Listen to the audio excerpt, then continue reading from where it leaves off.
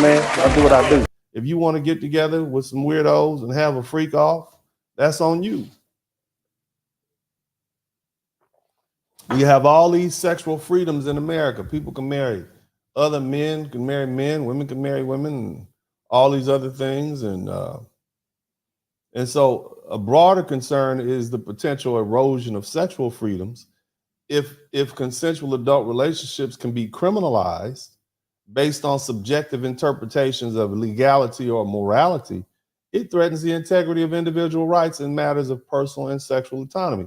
Here's what I want you to understand. Back in the day, in Rome, the freak off was the norm. You understand? Morals have changed. Things have changed.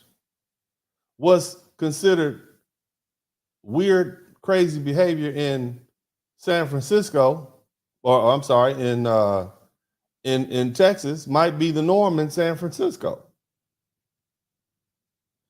What I'm trying to say is that the prosecution in Sean Combs, in this case,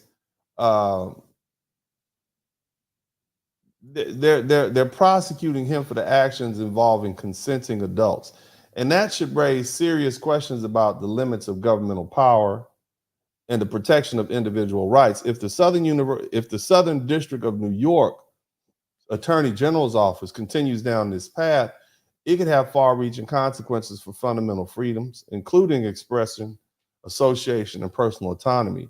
And this scenario highlights the delicate balance between enforcing laws intended to protect individuals and preserving rights of consenting adults to govern their personal lives without undue interference. Now, here's the thing. There's a financial aspect in there. Do you all think that these people would be coming to P. Diddy's freak off if he wasn't wealthy? See, the argument that I'm posing is suggest that when wealthy people use their financial resources to engage with less affluent people for consensual sexual activities, it raises complex legal and ethical questions.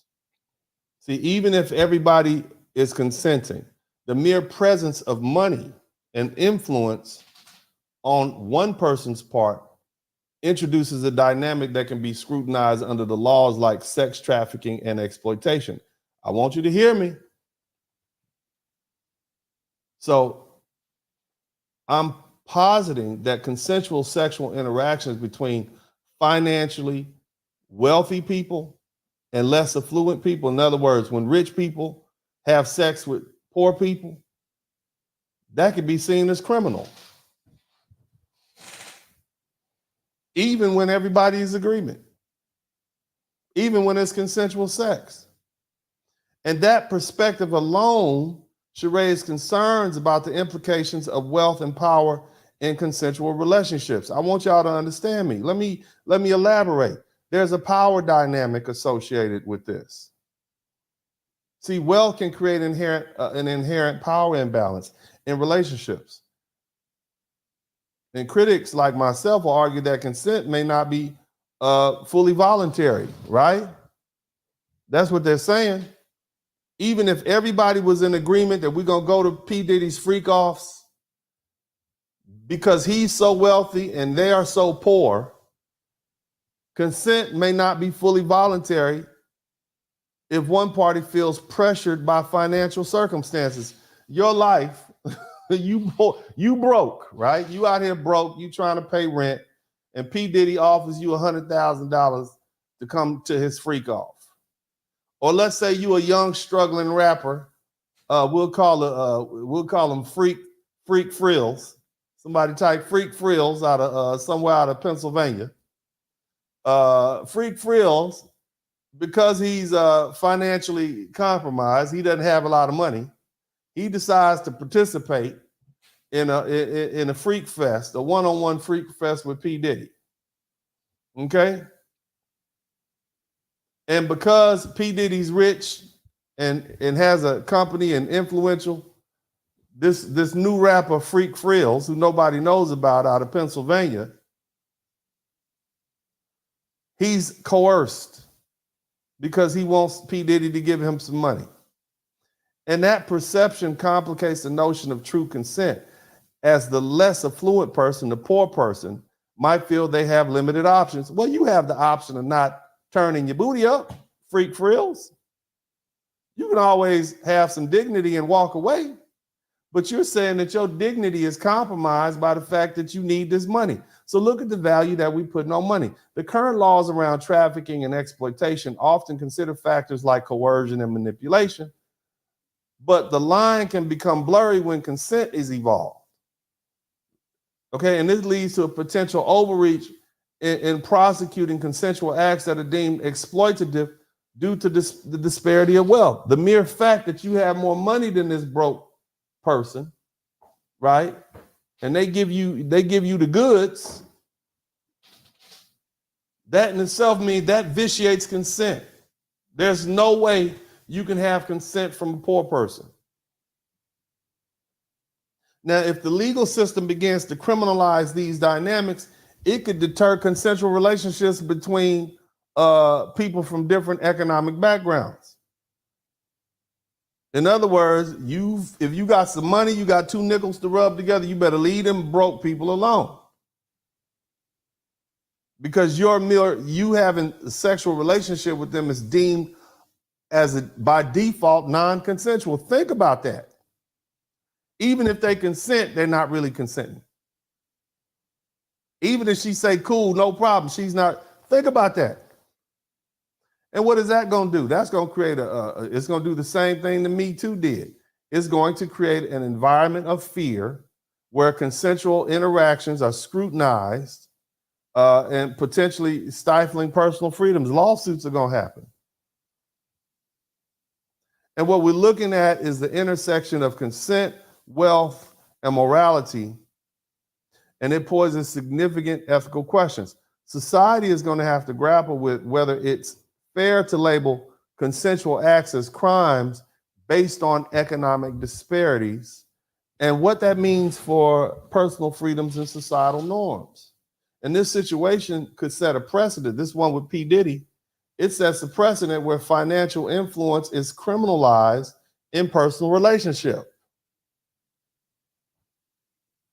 And that's going to have a chilling effect on sexual freedoms and the ability of people to engage in consensual relationships across economic lives. See, the legal treatment of consensual relationships involving wealth and power dynamic raises fundamental questions about autonomy, consent, and the role of socioeconomic factors in personal interactions.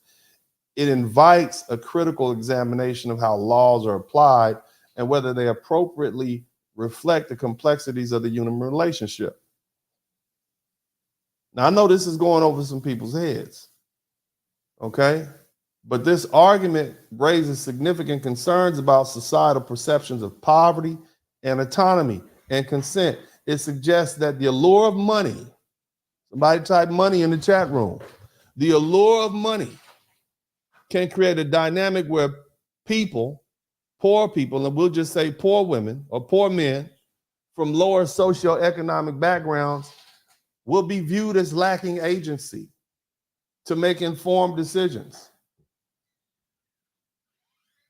In other words, poor people can't think for themselves. That's basically what this is saying.